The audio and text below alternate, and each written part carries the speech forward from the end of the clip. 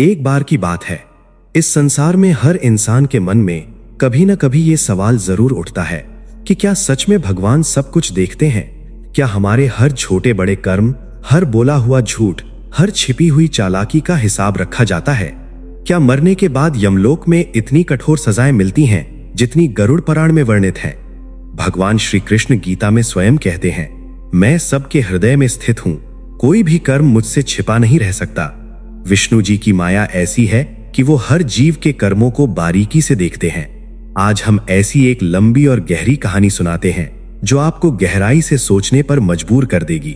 ये कहानी रामदास की है जो झूठ की जिंदगी जीता था लेकिन अंत में यमलोक की सच्चाई से रूबरू हुआ। उत्तर प्रदेश के एक छोटे से गांव में रामदास नाम का एक व्यापारी रहता था।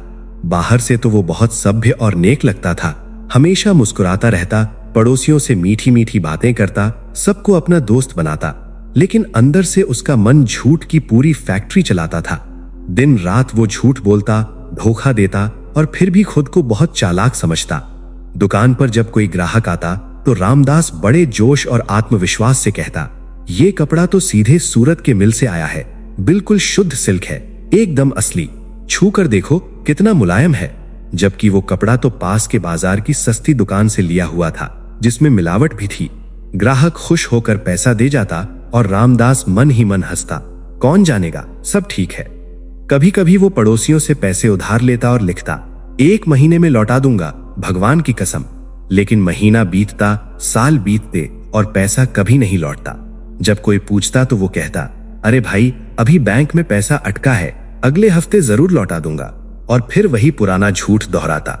कभी कभी तो वो झूठ को इतना सुंदर ढंग से बोलता कि सुनने वाला भी मान जाता। गांव में अफवाहें फैलाने में वो सबसे आगे रहता।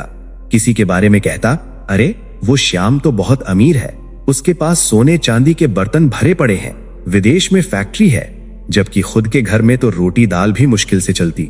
वो सोचता, झूठ बोलने से क्या फर्क पड़ता है, इससे तो मेरी जिंदगी आसान हो जाती है, लोग मुझे सम्मान देते हैं, भगवान भी क्या इतने छोटे छोटे झूठ देखेंगे, वो तो बड़े बड़े पाप देखते होंगे। रामदास की जिंदगी इसी तरह बीतती गई। वो झूठ बोल बोल कर खुश रहता, लेकिन अंदर से उसका मन कभी शांत नहीं होता था। रातों में कभी कभी उसे डर लगता, क्या सच में मरने के बाद कुछ होता है, क्या यमराज सच में सब देखते हैं? लेकिन फिर वो खुद को समझा लेता, नहीं नहीं, सब खत्म हो जाएगा, ये सब पुरानी बातें हैं, आज के जमाने में कोई हिसाब किताब नहीं होता। फिर एक दिन सब कुछ बदल गया। सुबह सुबह दुकान पर बैठा था, अचानक सीने में तेज दर्द हुआ, दिल का दौरा पड़ा। रामदास की आंखें बंद हो गईं, उसकी सांसें रुक गईं, शरीर ठंडा पड़ गया और उसकी आत्मा शरीर से अलग हो गई। तभी 2 काले भयानक लंबे चौड़े यमदूत प्रकट हुए। उनके चेहरे पर कोई दया नहीं, केवल कठोरता और न्याय की भावना। हाथों में यमपाश, लोहे की मोटी रस्सी। एक यमदूत ने गंभीर आवाज में कहा, रामदास उठो, यमराज ने बुलाया है, आज तुम्हारे कर्मों का पूरा हिसाब होगा। रामदास की आत्मा कांप उठी। वो बोला, अरे भैया मैंने तो कुछ किया ही नहीं, सब मजाक था, गलती से हो गया, मुझे छोड़ दो। यमदूत ठहाका लगाकर हंसे, गलती, मजाक, अब देखते हैं कितनी बड़ी गलती थी। भगवान ने सब देखा है, चित्रगुप्त ने सब लिख रखा है, कोई झूठ छिप नहीं सकता। यमदूतों ने रामदास की आत्मा को यमपाश में बांध लिया और घसीटते हुए चल पड़े। अब शुरू हुई वो भयानक यात्रा, यम मार्ग। ये रास्ता इतना कष्टदायक था कि शब्दों में बयान नहीं किया जा सकता। चारों तरफ जलती हुई रेत, पैरों तले कांटे चुभते, तेज हवाएं जो चेहरे पर आग की तरह लगती, भूख प्यास ऐसी कि जीभ सूख जाती, लेकिन पानी कहीं नहीं। रामदास चीखता रहा, रोता रहा, माफी मांगता रहा, बस कर दो, मैं अब कभी झूठ नहीं बोलूंगा, मुझे माफ कर दो। लेकिन यमदूत बिना रुके घसीटते जाते।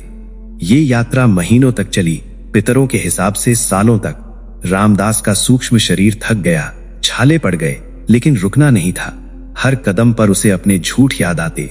हर बार जब उसने ग्राहक को धोखा दिया, हर बार जब कर्ज नहीं लौटाया, हर बार जब अफवाह फैलाई, वो सोचता, काश मैंने सच बोला होता, काश। आखिरकार यमलोक पहुंचा। वहां विशाल दरबार खड़ा था।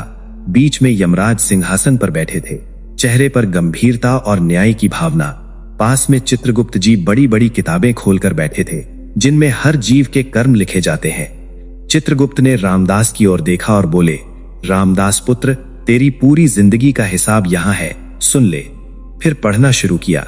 ग्राहक से बार बार झूठ बोला कि माल असली है, कर्ज वापस न करने के झूठे वादे, पड़ोसियों को धोखा देने के लिए झूठी अफवाहें और असंख्य छोटे बड़े झूठ जो तूने जिंदगी भर बोले, हर एक का हिसाब है।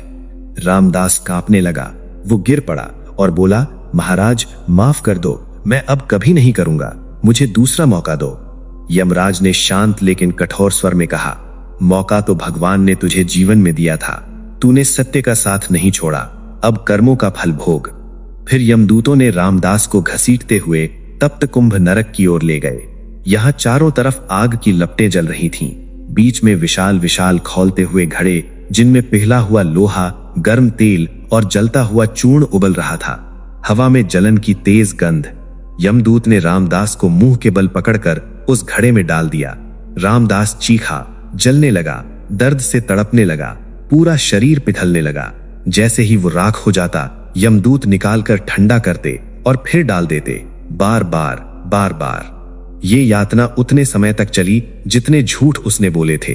दर्द इतना कि जीभ जल जाती, आंखें जल जाती, सारी यादें जलकर राख हो जाती। जब पाप जलकर खत्म हुए, रामदास की आत्मा को निकाला गया। अब वो पूरी तरह टूट चुकी थी, कमजोर और थकी हुई। यमराज ने कहा, अब जाओ, अगले जन्म में कुत्ते की योनि में जन्म लो, जहां झूठ बोलने का मौका ही नहीं मिलेगा। वहां से धीरे धीरे अच्छे कर्म करो, भगवान की भक्ति करो, तो फिर मानव योनि मिल सकती है। याद रखो, भगवान की कृपा से ही मुक्ति है। अगर आपको ऐसी धार्मिक कहानियां, गरुड़ पुराण के गहरे रहस्य, यमलोक की सच्चाई और भक्ति के मार्ग पर चलने की प्रेरणा अच्छी लगती है, तो हमारे चैनल भक्ति के मार्ग 02 को जरूर सब्सक्राइब कर लें। वहां रोज ऐसी ही सच्ची, प्रेरणादायक और आध्यात्मिक बातें मिलती रहेंगी जो आपके जीवन को सत्य, भक्ति और नेकी की ओर ले जाएंगी। सत्य की जय हो। हरि ओम।